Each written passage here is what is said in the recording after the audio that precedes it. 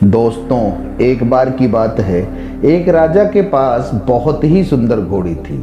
कई बार युद्ध में उस घोड़ी ने राजा के प्राण को बचाया था और घोड़ी राजा के लिए पूरी वफादार थी। कुछ दिन बीते, घोड़ी गर्भवती हो गई। ऐसे ही समय बीतता गया।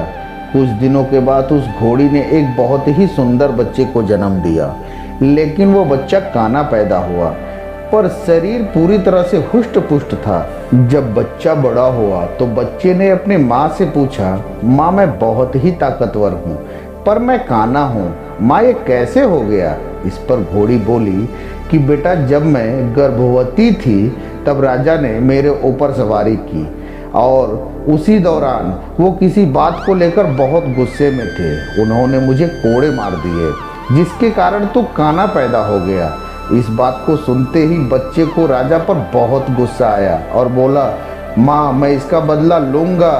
घोड़ी ने उसे समझाते हुए कहा, नहीं बेटा, राजा ने हमारा पालन पोषण किया है, तू जो स्वस्थ और सुंदर है उसी पालन पोषण की देन है। इसका मतलब ये नहीं होता कि यदि राजा को एक बार गुस्सा आ गया तो वो उन्हें क्षति पहुंचाए। वो पता नहीं किस बात से दुखी थे। घोड़ी के कई बार समझाने पर भी बच्चे को कुछ समझ नहीं आ रहा था। उसके मन में तो बस राजा के प्रति बदला लेने का विचार चल रहा था। वह लगातार राजा से बदला लेने के लिए मौका ढूंढता रहता। बस एक दिन वो मौका घोड़े को मिल गया। राजा उसे अपने साथ युद्ध में ले गए और युद्ध लड़ते लड़ते वो घायल हो गए।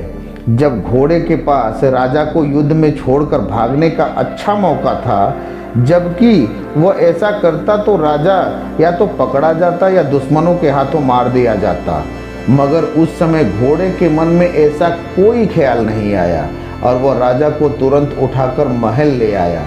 इस पर घोड़े को ताजुब तो बहुत हुआ और उसने अपनी माँ से पूछा कि माँ, आज राजा से बदला लेने का अच्छा मौका था, पर युद्ध के मैदान में बदला लेने का ख्याल ही नहीं आया और न ही मैं राजा से बदला ले पाया।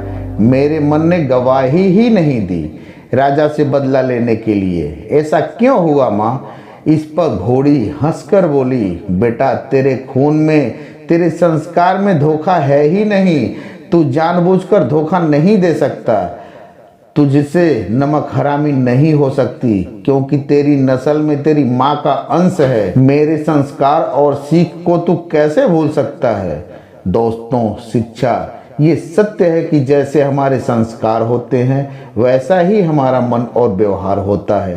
कहते हैं माता पिता जिस संस्कार के होते हैं उनके बच्चे भी उन्हीं संस्कार को लेकर पैदा होते हैं और हमारे कर्म ही हमारे संस्कार बनते हैं। यदि हम कर्म को सही व बेहतर दिशा देते हैं तो संस्कार अच्छे बनेंगे। दोस्तों, वीडियो अच्छी लगी हो तो लाइक करें, शेयर करें और कमेंट में ज़रूर बताएं।